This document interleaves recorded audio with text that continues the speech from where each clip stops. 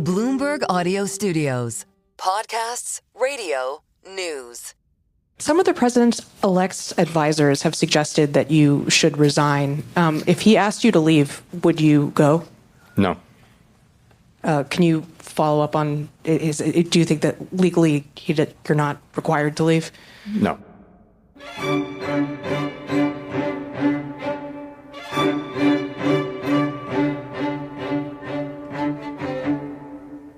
I'm Stephanie Flanders, Head of Government and Economics at Bloomberg.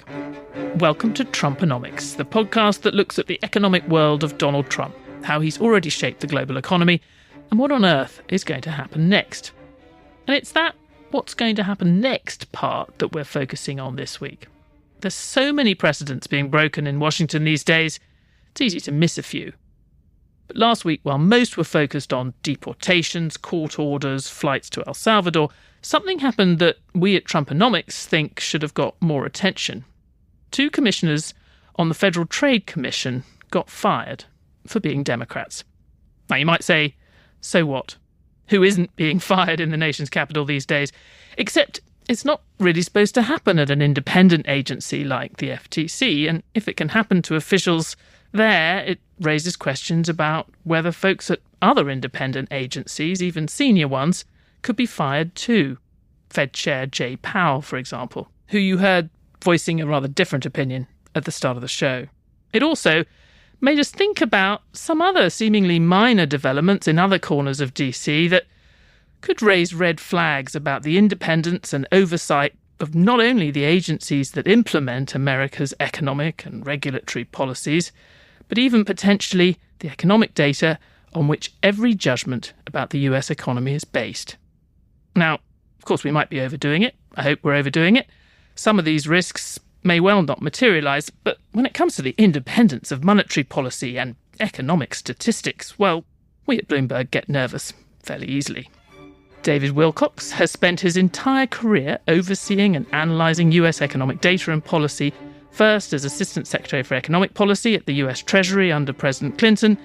He was then many years, until 2018, leading the Research and Statistics Division for the US Federal Reserve, acted as a senior advisor to 3 Federal Reserve chairs, including Jay Powell.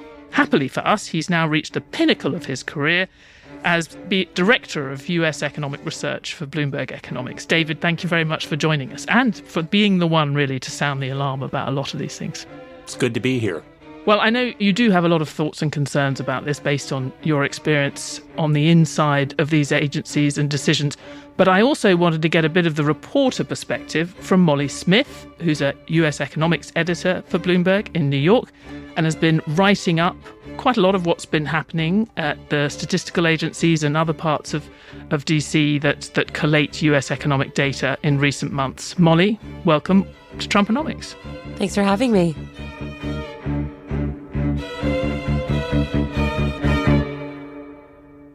So, David, let's start with that first thing I mentioned, the firing of 2 commissioners, which definitely did get a little bit lost in the enormous amount of other news that's happening on a daily basis in Washington. Why did you immediately pick up the phone to tell us this was something to worry about? Well, the historical parallel is just echoes very loudly. Nearly 100 years ago, President Franklin Delano Roosevelt also tried to fire an FTC commissioner named William Humphrey. Humphrey initially had been appointed to the FTC by President Calvin Coolidge in 1925 and was reappointed to a second term by President Herbert Hoover. When FDR came into office, he correctly identified Humphrey as somebody who held different policy views than FDR did. And so he asked Humphrey twice in letters to resign, but Humphrey refused. So FDR fired him. And that came despite the fact that there was language in the FTC Act saying that the president could fire members of the commission only for inefficiency, neglect of duty, or malfeasance in office. And Roosevelt didn't allege that any of those applied in the case of William Humphrey. Humphrey refused to go. He sued for back wages, the wages that he hadn't been paid after he'd been terminated.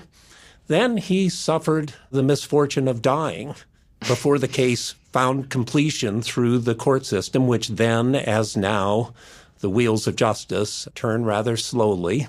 But Humphrey's executor, the executor of his estate, took up the legal cause and maintained the lawsuit. And ultimately, in 1935, the Supreme Court ruled in Humphrey's favor and awarded those back wages to his estate. The case is incredibly important today because it's that legal foundation, that 1935 Supreme Court decision on which rests the employment security, such as it is, that Federal Reserve governors also enjoy. The language in the Federal Reserve Act is a little different, but the legal principle is exactly the same.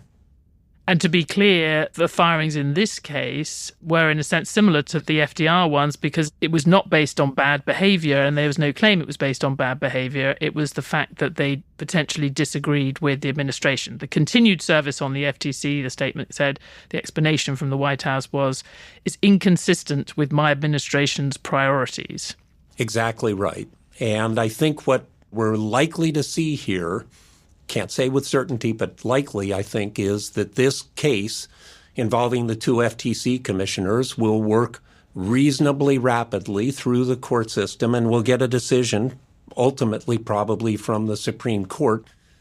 An extra reason for concern is that the Supreme Court has been chipping away at that 1935 decision, Humphrey's executor versus the United States. In 2020, for example, they limited the reach of Humphrey's executor so that it no longer applies to single-headed agencies like the Consumer Financial Protection Bureau. They said it did still apply as of 2020 to multi-headed agencies like the Federal Reserve Board, but I think there's a lot of opinion in legal community among legal scholars that Humphrey's executor hangs by a thread, and with it, the independence of the Federal Reserve, its ability to set monetary policy without fear of being second-guessed by political authorities.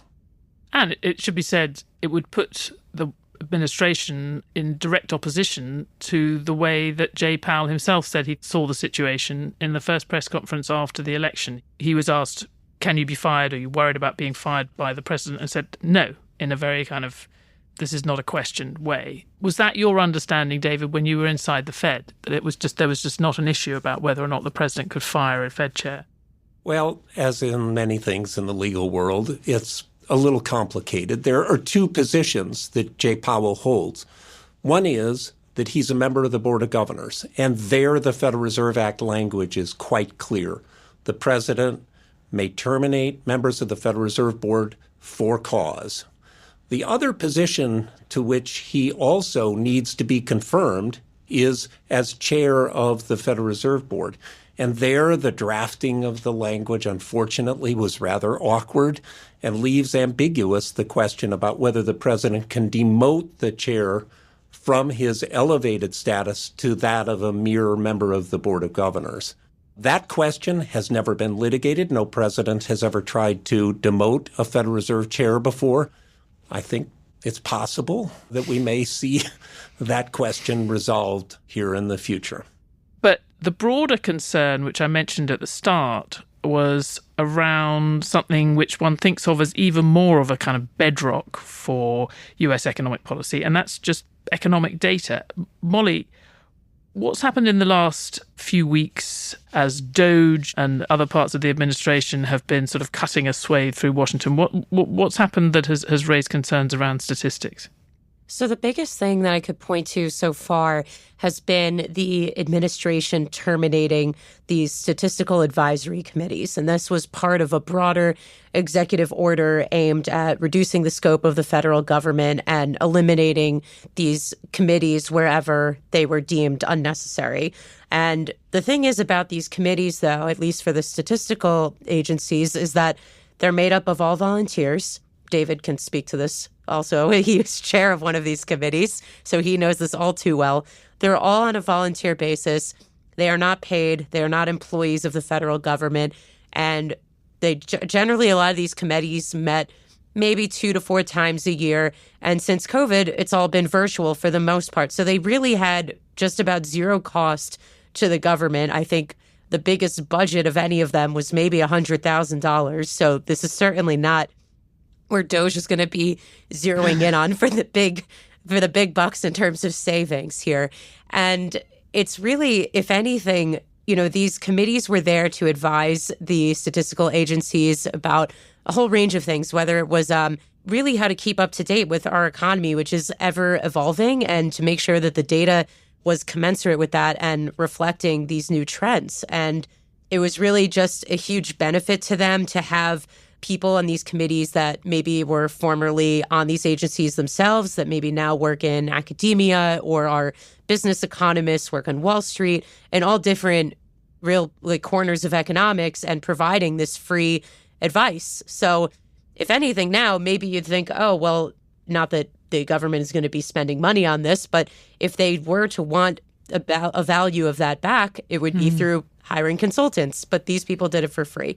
So the committees that were terminated include one to the Bureau of Economic Analysis. That's the agency that pulls together the GDP report, as well as the Fed's preferred inflation gauge, the Personal Consumptions Expenditures Price Index.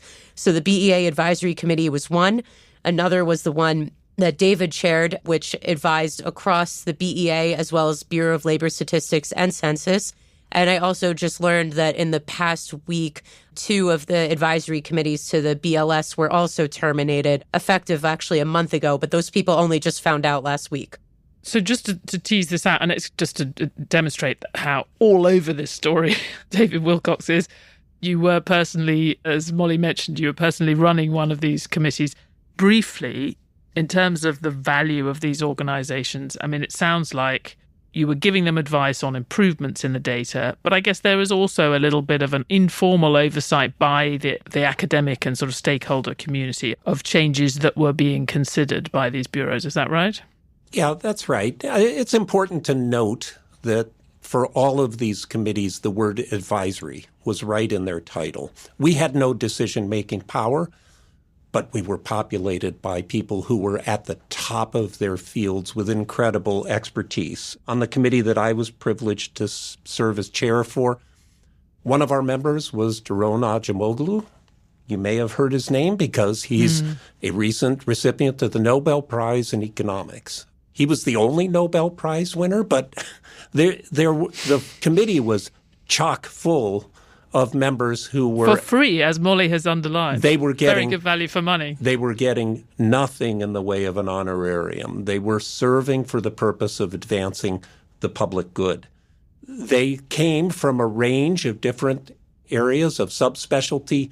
What they had in common were 2 things. One was a conviction that economic measurement is difficult, ever-changing, and super important for decision makers across society. And secondly, they had the conviction that what they were doing had a risk of making a difference. If they said something smart, the agency heads were in the room, the subject area experts were in the room, and there was a risk, just a risk, that the agency might change direction as a result of their advice. So I guess you have to wonder a little bit why you wouldn't want a free and very well-founded, deeply researched views by members of that broader community that uses economic statistics. But if you were making a change, for example, I don't know, we've heard the Commerce Secretary, Howard Lutnick, suggest take the government's share of the economy out of GDP. Would that be something that the advisory committee would have had views on, do you think, David? Absolutely, we would have had views. Whether they would have come and asked us, I think that's open to question. It's such a basic question. It's been long settled. It was debated 50, 60 years ago when the whole concept of national income and product accounts was being invented. But that's been resolved for decades. It is now a matter of both national norms and international standards that government demand is included in the field of activity that's taken into account for purposes of tallying gross domestic product, or what we all know as GDP. And of course, it's true. It makes reporters immediately think, oh my God, and economists think, how could you possibly start comparing countries if you suddenly had a totally new series? You know, David and I have spoken about this extensively as well. And something that when I called him about this a couple weeks ago that really stood out to me that he said was there's this one idea of like maybe Lutnick was just floating the idea of how the data is presented, as in maybe the government spending figure is still there in the GDP report, but they publish, let's call it like a maybe so-called core GDP that excludes it so that you can still see it. You can add it back in if that's how you choose to calculate it, which is the still standard way. That's one thing. Not great, but you would still have the data there. It's not like it's been eliminated that you could calculate it yourself. The real concern, which I don't know that this is what Lutnick was implying, but certainly you could make this inference, was that what if the GDP report just did not publish government spending at all anymore? What if that data just simply was not collected anymore and that calculation then could not be made the same way? That's more the concern when I talk to people who are at the statistical agencies, especially in the, let's call it the alumni community of the agencies, that they're really worried looking from the outside in. And I know for various reasons, Molly, you've been sort of calling around, particularly in the last few weeks, people who work at these agencies insofar as you know them, and also people who've formerly worked there. I mean, how nervous are they specifically around this question of the statistical agencies? What are you picking up? I think that the biggest thing is to what extent can the government interfere with statistics? And I don't want to be here fear-mongering because I think that's, you know, a lot of what has happened in the last 2 months is really, of course, as Trump is really pushing the boundaries of what the executive branch can do. And it's created a lot of questions of, oh, if he did X, can he do Y? Or does X then apply to something else? And I certainly don't want to be out here raising concerns that are unfounded, but these are just questions that people have and are very much spoken about in this community of people who I talk to. So one of them is definitely seeing political interference in the numbers. And one of the reasons why U.S. economic data is considered among the gold standard for the rest of the world is because it's largely impartial, that the people who produce these numbers are mostly civil servants. They are not political appointees. Certainly the heads of the agencies are, but everyone is there with just a real commitment to producing a public good. And as David was saying, you know, that the value of these numbers for making decisions across all levels of decision making and policy making, that's really what the core of the mission is all about. And, you know, people have raised ideas of seeing how in other countries that have more authoritarian regimes where the numbers can be politically influenced, like in Russia, like Argentina has had a past with this. During the Greek debt crisis, there have been other examples where politicians have found the way to somehow insert themselves in the data to varying extents. And that seems to be the real concern here. Or something else that people raise too is, especially now as we're starting to get a better idea of how tariffs would impact the economy, namely through slower growth and faster or at least more elevated inflation, the idea of what if Trump sees a report that he doesn't like, and would the agencies just simply not report it? That one, I don't know if that really has a material risk of happening. Probably more than most places, we're very sort of hardwired for the time and date of the release of these numbers. Exactly. So, I mean, all hell would break loose. Well, maybe we'll find out. But, I mean, we should say none of these things have happened yet. And I guess, you know, one further thing to mention to you, Molly, is, you know, it's true, you can talk about the Argentina examples and the Russia examples, but we know that governments are perfectly capable of sort of distorting and messing up economic statistics, not through any kind of ideological agenda, but just by not giving these agencies enough money and enough people. I noticed that, the UK has been getting itself into trouble recently on this, both on its labour statistics, which have been endlessly questioned, and they've had massive issues with the surveys. Just this week, I think they've announced that the main producer price index in the UK is going to be suspended for a few months because of nothing to do with the politics, but just because of concerns about the survey. So you did a piece that rather sounded the alarm about this before any of this happened, before the inauguration, just looking at the long-standing underfunding of these agencies, which I guess is what would make you a little bit more worried now. It's because they're not coming into this in fine fettle. They're actually already kind of being quite scrimped and tailed. And that's why we're absolutely looking to see when the fiscal budget for 2025 gets passed and what the reality going forward is going to be.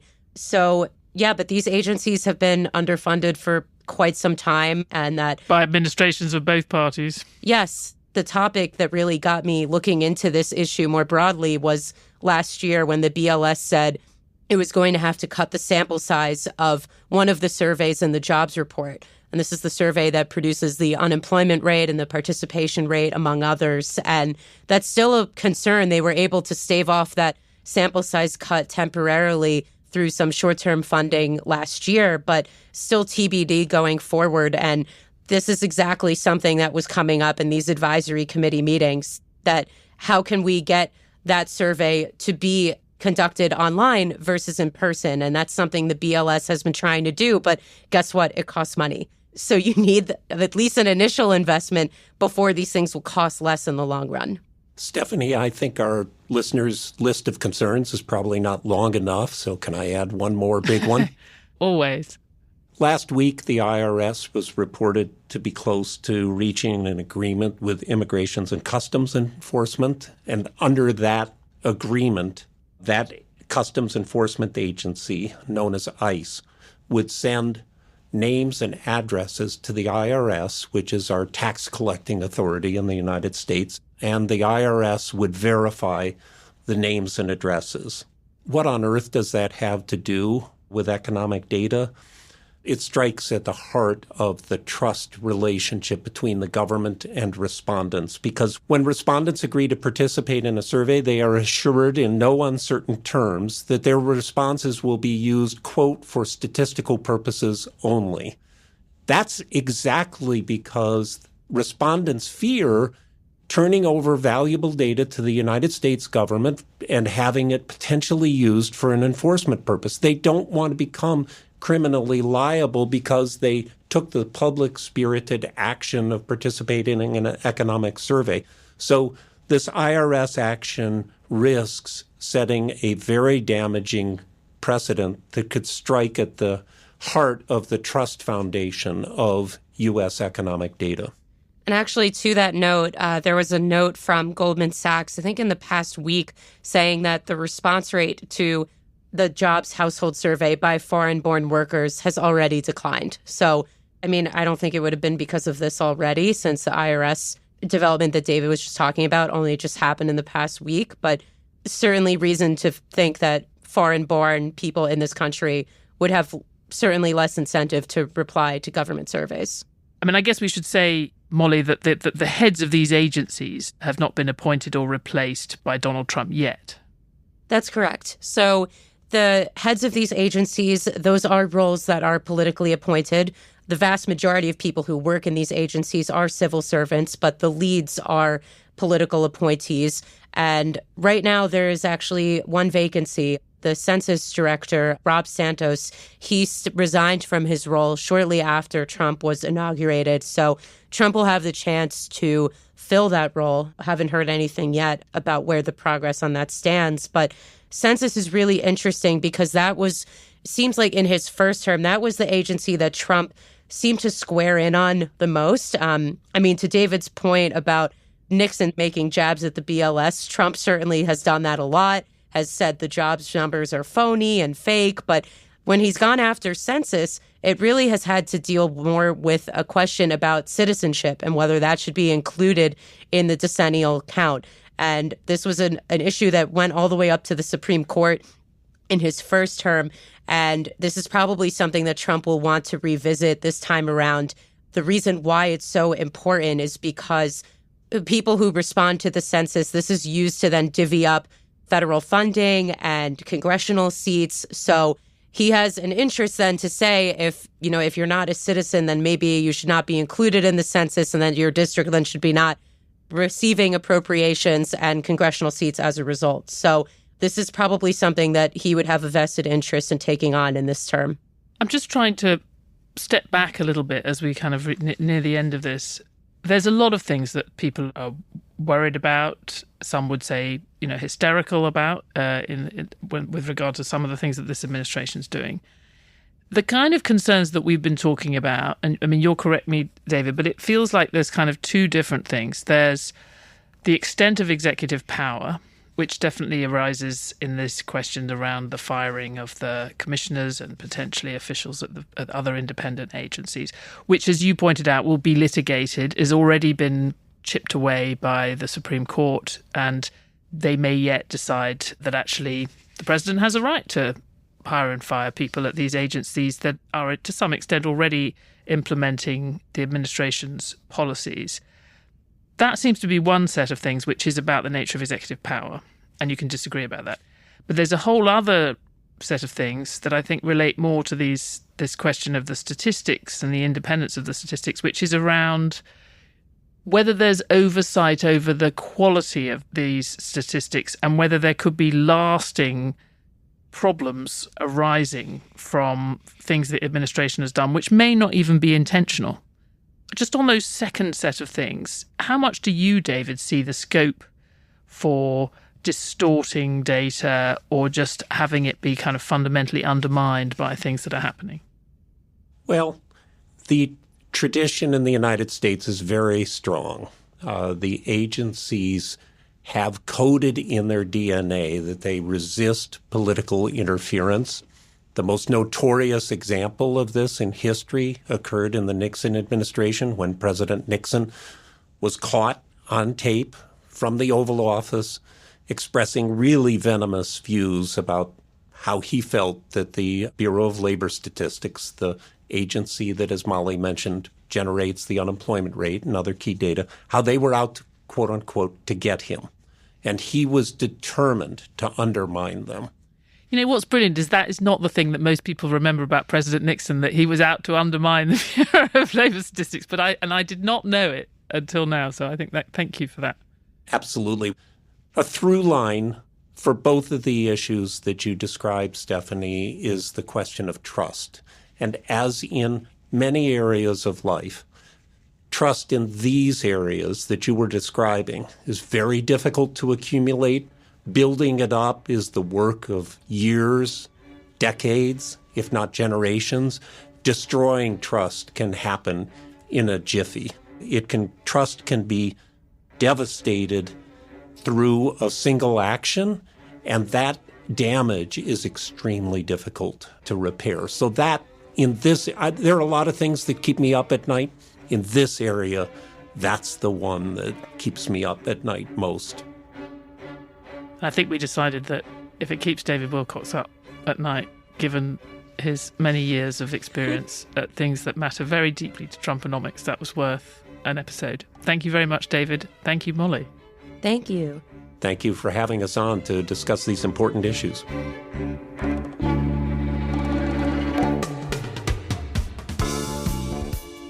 Thanks for listening to Trumponomics from Bloomberg. It was hosted by me, Stephanie Flanders. I was joined by David Wilcox and Molly Smith. Trumponomics is produced by Summer Sadi and Moses Andam, with help from Chris Martlew and Amy Keane, and sound design by Blake Maples. Brendan Francis Newnham is our executive producer. And to help others find the show, please rate it and review it highly wherever you listen to podcasts.